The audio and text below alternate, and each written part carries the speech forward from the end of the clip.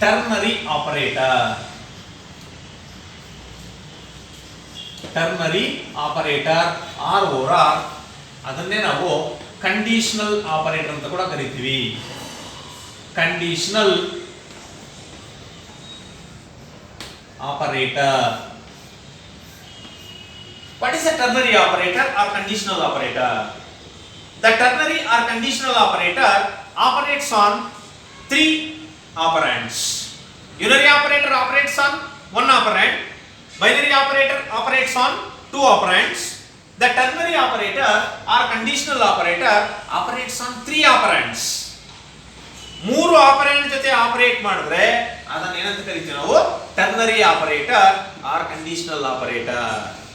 ಇದನ್ನ ಯಾವ ತರ ಬರೀತೀವಿ ಅಂದ್ರೆ expression 1 question mark, expression 2 colon, expression 3 semicolon. For example, if a greater than b question mark a colon b. ಯಾವ ತರ ಅಂದ್ರೆ expression 1 is always test condition. Expression 1 ಏನ್ ಬರೀತೀವಿ ಅಂದ್ರೆ ಕಂಡೀಷನ್ ಚೆಕ್ ಮಾಡ್ತೀವಿ. if the condition is true, expression 2 is executed. if the condition becomes false, expression 3 is executed. ನೋಡ್ರಿ, expression 1 ಅಲ್ಲಿ ಯಾವಾಗಲೂ ಏನ್ ಮಾಡ್ತೀವಿ ಅಂದ್ರೆ ಕಂಡೀಷನ್ ಚೆಕ್ ಮಾಡ್ತೀವಿ.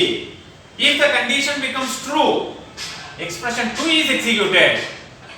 if the condition becomes false, expression 3 is executed. ಬರುತ್ತಿದೆಯಾ? ಈಗ ನೋಡ್ರಿ, if a greater than b true ಆಗಿದ್ರೆ a is executed. a greater than b false ಆಗಿದ್ರೆ b is executed. ವ್ಯಾಲ್ಯೂಸ್ ಕೊಡ್ರಿ. 5 b ವ್ಯಾಲ್ಯೂ ಬಂದು 10 ಕೊಡ್ತೀನಿ. ಇಲ್ಲಿ 5 ಇರ್ತದೆ, ಇಲ್ಲಿ 10 ಇರ್ತದೆ. a greater than b ಅಂದ್ರೆ 5 greater than 10. 5 10ಕ್ಕಿಂತ ದೊಡ್ಡದಾ? Condition is falls.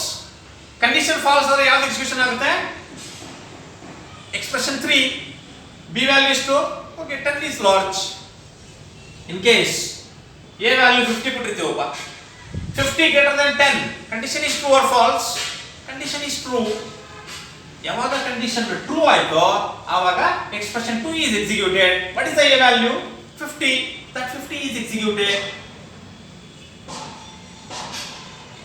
ಇದನ್ನೇ ನಾವು ಏನಂತ ಕರೀತೀವಿ ಅಂದ್ರೆ ternary operator or conditional operator. The ternary operator operates on three operands.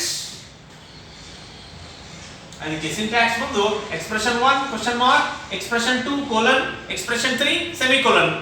Expression 1 is always test condition. if the condition is true, expression 2 is executed. if the condition becomes false, expression 3 is executed. ಗೊತ್ತಾಯ್ತಾ? the next, ಅದಾದ್ಮೇಲೆ ಇದ್ರ ಜೊತೆಗೆ ಕೆಲವೊಂದು special operators are there. what are the special operators? first one is the size of operator. the size of operator return the size of the variable depending on the data type. the size of operator return the size of the variable depending on the data type. ನೀವು data type ನ base ಮಾಡಿಕೊಂಡು, for example ಈಗ ನೋಡಿ, size of int a ಅಂತ ಬಂದ್ರೆ integer takes how many bites? 2 bites.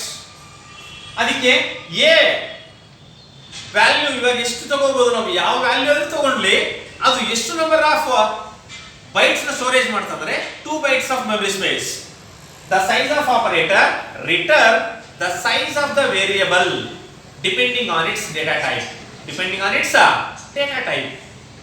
ನೀವು char ತಗೊಂಡ್ರೆ 1 byte, float ತಗೊಂಡ್ರೆ 4 byte, ಡಬಲ್ ತಗೊಂಡ್ರೆ 8 bytes. ಇದು ಸ್ಪೆಷಲ್ ಆಪರೇಟರ್ ಸೈಜ್ ಆಫ್ ಅನ್ನೋದು ಒಂದೇ word. the size of operator return the size of the variable depending on its data type. depending on its data type. next, ಎರಡನೇದು ಬಂದು comma operator. the comma operator separates 2 or more variables. ಎರಡು ಅಥವಾ ಎರಡಕ್ಕಿಂತ ಜಾಸ್ತಿ variables ನ separate ಮಾಡೋದಕ್ಕೆ ನಾವು ಯಾವ್ದನ್ನು ಯೂಸ್ ಮಾಡ್ತೀವಿ? ಕಾಮಾ ಆಪರೇಟರ್ ನ ಯೂಸ್ ಮಾಡ್ತೀವಿ. ನೆಕ್ಸ್ಟ್, ಮೂರನೇದು ಬಂದು dot operator or or arrow operator. ನಿನ್ನೆ ಹೇಳಿದ್ದೀನಿ ನೋಡ್ರಿ. The dot operator or arrow operator is used to access the individual member of a class. Individual member of a class. ನಾವು individual ಆಗಿ ಒಂದು ಕ್ಲಾಸ್ ಅಲ್ಲಿ ಒಂದು ಮೆಂಬರ್ ನ ಮಾತ್ರ ಆಕ್ಸೆಸ್ ಮಾಡಬೇಕಂದ್ರೆ ಅವಾಗ ಯಾವ್ದನ್ನ ಯೂಸ್ ಮಾಡ್ತೀವಿ ಅಂದ್ರೆ dot operator or or arrow operator. ಈಗ ಒಂದು ಕ್ಲಾಸ್ ಅಲ್ಲಿ 100 ಜನ ಇರ್ತಾರೆ. 100 ಜನರದ ಇನ್ಫಾರ್ಮೇಶನ್ ನಮಗೆ ಬೇಕಾಗಿಲ್ಲ, ಒಬ್ಬರದ್ದು ಮಾತ್ರ ನಾವು ಡೇಟಾನ ಆಕ್ಸೆಸ್ ಮಾಡಬೇಕಂದ್ರೆ ಆವಾಗ ಡಾಟ್ ಆಪರೇಟರ್ ಅಥವಾ ಆರೋ ಆಪರೇಟರ್ ಯೂಸ್ ಮಾಡ್ತೀವಿ. ನೆಕ್ಸ್ಟ್ ನಾಲ್ಕನೇದು ಬಂದು cost operator, CAST. The cost operator is used to converting from one data type to another data type. ಒಂದು ಡೇಟಾ ಟೈಪ್ ಇಂದ ಇನ್ನೊಂದು ಡೇಟಾ ಟೈಪ್ ಗೆ ನಾವು ಕನ್ವರ್ಟಿಂಗ್ ಮಾಡೋದಕ್ಕೆ ಯಾವುದನ್ನು ಯೂಸ್ ಮಾಡ್ತಾ ಇದೀವಿ? Cost operator. Converting from one data type to another data type is called cost operator. ಗೊತ್ತಾಯ್ತಾ?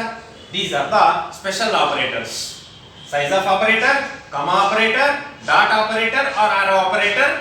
ಇನ್ನೊಂದು cost operator. The size of operator return the size of the variable depends on its data type. Depending on the data type. Comma operator separate two or more variables. Dot or arrow operator is used to access the individual member of a class. Individual member of a class. ಒಂದು class ಅಲ್ಲಿ individual member ನ ಮಾತ್ರ access ಮಾಡಬೇಕಂದ್ರೆ dot operator use ಮಾಡ್ತೀವಿ ಅಥವಾ ಆರೋ operator use ಮಾಡ್ತೀವಿ. The cost operator is used to converting from one data type to another data type. ಒಂದು data type ಇಂದ ಇನ್ನೊಂದು ಡೇಟಾ ಟೈಪ್ ಗೆ ಕನ್ವರ್ಷನ್ ಮಾಡಬೇಕಂದ್ರೆ ನಾವು ಯಾವ ಆಪರೇಟರ್ ಯೂಸ್ ಮಾಡ್ತೀವಿ? Cast operator. ಅರ್ಥ ಆಯ್ತಾ? These are all the special operators. ಅಲ್ಲಿಗೆ ಆಪರೇಟರ್ಸ್ ಬಗ್ಗೆ ಇಷ್ಟು ತಿಳ್ಕೊಂಡಿದ್ವಿ. ಆಪರೇಟರ್ಸ್ ಅಲ್ಲಿ 3 types: unary, binary, ternary. Last punctuators. Tokens ಅಲ್ಲಿ 5 ಟೈಪ್ಸ್ ಇದೆ ನೋಡ್ರಿ: identifiers, keywords, constants, operators, punctuators. Punctuators are the symbols used in the C++ program. Punctuators ಅನ್ನೋದು symbols ಅಷ್ಟೇ. ಅವನ್ನ ಎಲ್ಲಿ ಯೂಸ್ ಮಾಡ್ತೀವಿ ಅಂದ್ರೆ ಪ್ರೋಗ್ರಾಮಿಂಗ್ ಅಲ್ಲಿ ಯೂಸ್ ಮಾಡ್ತೀವಿ. For example exclamation mark, question mark, ಹೌದಾ? ಎಕ್ಸ್ಕ್ಲಮೇಷನ್ ಮಾರ್ಕ್ ಆಗಿರ್ಬೋದು, ಕ್ವೆಶ್ಚನ್ ಮಾರ್ಕ್ ಆಗಿರ್ಬೋದು, ಇವನ್ನೇ ನಾವೇನಂತ ಕರಿತೀವಿ? ಪಂಕ್ಚುಯೇಟರ್ ಮಾರ್ಕ್ಸ್ ಅಥವಾ ಪಂಕ್ಚುಯೇಷನ್ ಸಿಂಬಲ್ಸ್ ಅಂತ ಕರಿತೀವಿ ನೋಡ್ರಿ. Punctuators are the symbols used in the C++ program. These are the 5 tokens. ಇವನ್ನೇ ನಾವೇನಂತ ಕರಿತೀವಿ? ಟೋಕನ್ಸ್ ಅಂತ ಕರೀತಾ ಇದೀವಿ. ಓಕೆ, ನೆಕ್ಸ್ಟ್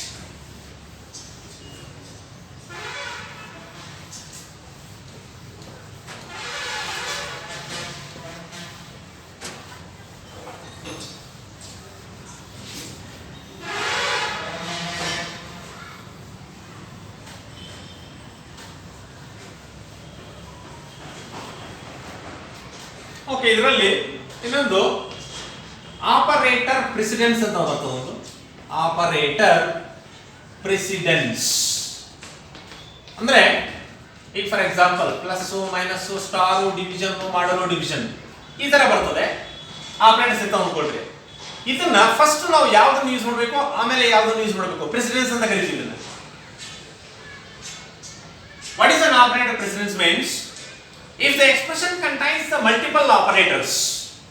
ಒಂದು ಎಕ್ಸ್ಪ್ರೆಷನ್ ಅಲ್ಲಿ ನೀವು ಒಂದಕ್ಕಿಂತ ಜಾಸ್ತಿ ಆಪರೇಟರ್ಸ್ ನ ಯೂಸ್ ಮಾಡಿದ್ರೆ ಆ ಯೂಸ್ ಮಾಡಿರೋ ಆಪರೇಟರ್ಸ್ ಅನ್ನ ಯಾವ ಆರ್ಡರ್ ಅಲ್ಲಿ ನೀವು ಫಸ್ಟ್ ಎಕ್ಸಿಕ್ಯೂಷನ್ ಮಾಡ್ತೀರಾ? if the expression contains the multiple operators, the order in which the operations are carried out. ನೀವು ಯಾವ ಆರ್ಡರ್ ಅಲ್ಲಿ ಅದನ್ನ ಕ್ಯಾಲ್ಕುಲೇಟ್ ಮಾಡ್ತೀರಾ ಅನ್ನೋದನ್ನ ಈ ಆಪರೇಟರ್ ಪ್ರೆಸಿಡೆನ್ಸ್ ಮೇಲೆ ನಿಮಗೆ ಗೊತ್ತಾಗುತ್ತೆ. ಯಾಕಂದ್ರೆ ಹೈಯೆಸ್ಟ್ ಪ್ರಯಾರಿಟಿ ಪ್ರೆಸಿಡೆನ್ಸ್ ಯಾವ್ದು ಇರ್ತದೋ ಅದನ್ನ ಫಸ್ಟ್ ಎಕ್ಸಿಕ್ಯೂಷನ್ ಮಾಡಬೇಕು. ಅದಾದ್ಮೇಲೆ ಲೋಯೆಸ್ಟ್ ಪ್ರಯಾರಿಟಿ, ಅದಾದ್ಮೇಲೆ ಇನ್ನೂ ಸ್ವಲ್ಪ ಲೋಯೆಸ್ಟ್ ಪ್ರಯಾರಿಟಿ. ನಾವು ಪ್ರಯಾರಿಟಿ ಕೊಡ್ತೀವಿ ಇದಕ್ಕೆ ಕೂಡ. ಫಸ್ಟ್ ಯಾವ್ದು ಕ್ಯಾಲ್ಕುಲೇಟ್ ಮಾಡಬೇಕು, ಯಾವ ಆಪರೇಟರ್ ಯೂಸ್ ಮಾಡಬೇಕು, ಆಮೇಲೆ ಯಾವ್ದನ್ನು ಯೂಸ್ ಮಾಡಬೇಕು ಅಂತ.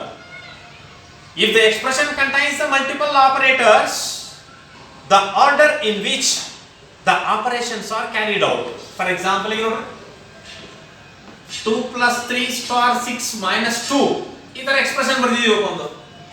ಇದರಲ್ಲಿ ಈಗ ಫಸ್ಟ್ ಯಾವುದನ್ನು ಕ್ಯಾಲ್ಕುಲೇಟ್ ಮಾಡಬೇಕು? ಯಾಕಂದ್ರೆ ಪ್ಲಸ್ ಇದೆ, ಸ್ಟಾರ್ ಇದೆ, ಮೈನಸ್ ಇದೆ. ನಮಗೆ ಫಸ್ಟ್ ಏನ್ ಮಾಡ್ತೀವಿ, ಲೆಫ್ಟ್ ಹ್ಯಾಂಡ್ ಸೈಡ್ ಇಂದ ನಾವು ಕ್ಯಾಲ್ಕುಲೇಟ್ ಮಾಡ್ಕೊಂಡು ಹೋದಾಗ ಆನ್ಸರ್ ರಾಂಗ್ ಅದು. ಯಾಕಂದ್ರೆ according to the operator precedence ನೀವೇನ್ ಮಾಡ್ಬೇಕಂದ್ರೆ ಇದನ್ನ ಕ್ಯಾಲ್ಕುಲೇಷನ್ ಮಾಡಬೇಕು. ಅದಕ್ಕೆ ನಾವೇನ್ ಮಾಡ್ತೀವಿ ಅಂದ್ರೆ ಒಂದು ಪ್ರಯಾರಿಟಿ ಕೊಡ್ತೀವಿ. Priority first, second, third, fourth, fifth, 6, 7, 8, 9. ಯಾವ ಆಪರೇಟರ್ ಫಸ್ಟ್ ಪ್ರಯಾರಿಟಿ ಯಾವುದು? Logical not. ಲಾಜಿಕಲ್ ನಾಟ್ ಇದ್ರೆ ಅದನ್ನ ಫಸ್ಟ್ ಪ್ರಯಾರಿಟಿ ಕೊಡ್ತೀವಿ ಅದಕ್ಕೆ. ಅದಾದ್ಮೇಲೆ ಓಪನಿಂಗ್ ಅಂಡ್ ಕ್ಲೋಸಿಂಗ್ ಪ್ಯಾರಂಥಸಿಸ್ ಬ್ರಾಕೆಟ್ಸ್ ಇದ್ರೆ ಅದನ್ನ ಫಸ್ಟ್ ಎಕ್ಸಿಕ್ಯೂಷನ್ ಮಾಡಬೇಕು. ಅದಾದ್ಮೇಲೆ ಮೂರನೇ ಪ್ರಯಾರಿಟಿ ಬಂದ್ರು star division modulo division. First star, ಆಮೇಲೆ ಡಿವಿಷನ್, ಆಮೇಲೆ ಮಾಡುವ ಡಿವಿಷನ್. ಇವು ಮೂರು ಒಂದೇ priority, third priority. Fourth priority ಬಂದು ಪ್ಲಸ್ ಮೈನಸ್, ಅದು ಫೋರ್ತ್ ಪ್ರಯಾರಿಟಿ. ಫಿಫ್ತ್ ಪ್ರಯಾರಿಟಿ ಬಂದು greater than or equal, less than or equal, greater than or equal, less than or equal. Next sixth priority ಬಂದು is equal, not equal. ಒಂದು is equal, ಇನ್ನೊಂದು ಯಾವುದು not equal. Next seventh priority ಬಂದು logical and. Eight priority ಬಂದು logical or. Ninth priority ಬಂದು assignment operator. Okay, these are all the priority of operators or operator precedence ಅಂತ consider ಮಾಡ್ತೀವಿ. ಒಂದು expression ಅಲ್ಲಿ ಮಲ್ಟಿಪಲ್ ಆಪರೇಟರ್ಸ್ ಇದ್ರೆ ನೀವು ಯಾವ ಆರ್ಡರ್ ಅಲ್ಲಿ ಅದನ್ನ ಎಕ್ಸಿಕ್ಯೂಷನ್ ಮಾಡಬೇಕು ಅಂತ ಈ ಆಪರೇಟರ್ ಪ್ರೆಸಿಡೆನ್ಸ್ ನಿಮ್ಗೆ ಹೇಳ್ತದೆ. ಫಸ್ಟ್ ಪ್ರಯಾರಿಟಿ ಯಾವುದು ಕೊಡ್ತೀವಿ ಅಂದ್ರೆ ಲಾಜಿಕಲ್ ನಾಟ್. ಸೆಕೆಂಡ್ ಪ್ರಯಾರಿಟಿ ಯಾವುದು ಕೊಡ್ತೀವಿ? Opening and closing parenthesis. Third priority ಬಂದು multiplication, division, modulo division. Fourth priority ಬಂದು ಅಡಿಷನ್, ಸಬ್ಟ್ರಾಕ್ಷನ್. ಫಿಫ್ತ್ ಪ್ರಯಾರಿಟಿ ಬಂದು greater than or equal, less than or equal. Sixth priority ಬಂದು is equal, not equal. Seventh priority ಬಂದು logical and. Eighth priority ಬಂದು logical or. Ninth priority ಬಂದು assignment operator. ಇದನ್ನ ನೋಡ್ರಿ. ಈಗ first ನೀವು ಇದನ್ನ ಯಾವ ತರ ಕ್ಯಾಲ್ಕುಲೇಷನ್ ಮಾಡ್ತೀರಾ? ಫಸ್ಟ್ ಲಾಜಿಕಲ್ ನಾಟ್ ಇದೆಯಾ ಇದರಲ್ಲಿ? ಇಲ್ಲ. ಪ್ಯಾರಂಥಸಿಸ್ ಇದೆಯಾ? ಇಲ್ಲ. ಸ್ಟಾರ್ ಇದೆ. ಅಲ್ಲಿ ಇದನ್ನ first 2 plus 3 into 6 18 minus 2. Next divide ಇದೆಯಾ? ಡಿವೈಡೆಡ್ ಬೈ ಇದೆಯಾ? ಇಲ್ಲ. ಮಾಡುವ ಡಿವಿಷನ್ ಇದೆಯಾ? ಇಲ್ಲ. ಪ್ಲಸ್ ಇದೆಯಾ? ಎಸ್. ಅದನ್ನು first 2 plus 18 20 minus 2. 20 minus 8 2 is equals to 18. ನೋಡ್ರಿ, ಫಸ್ಟ್ ಮಲ್ಟಿಪ್ಲಿಕೇಶನ್ ಮಾಡಿದ್ವಿ, ಆಮೇಲೆ ಅಡಿಷನ್, ಆಮೇಲೆ ಸಬ್ಟ್ರಾಕ್ಷನ್. ನೋಡ್ರಿ, ನೀವು ಲೆಫ್ಟ್ ಹ್ಯಾಂಡ್ ಸೈಡ್ ಇಂದ ಮಾಡ್ಕೊಂಡು ಹೋದ್ರೆ ನಿಮಗೆ ಬೇರೆ ಆನ್ಸರ್ ಬರ್ತದೆ. 2 plus 3 5 5 into 6 30 30 minus 2 28 ಬರ್ತಾ ಇತ್ತು. 28 is wrong answer. 18 is the correct answer. ಯಾಕೆಂದ್ರೆ according to the priority of operators or operator precedence, if the expression contains the multiple operators, the order in which the operations are carried out is called operator precedence. ಈ ತರ example ನೀವು ಯಾವ್ದು ಬೇಕಾದ್ರೂ ತಗೊಂಡ್ರು ಈ priority base ಮಾಡ್ಕೊಂಡೇ ನೀವೇನ್ ಮಾಡಬೇಕು? Calculation ಮಾಡಬೇಕು.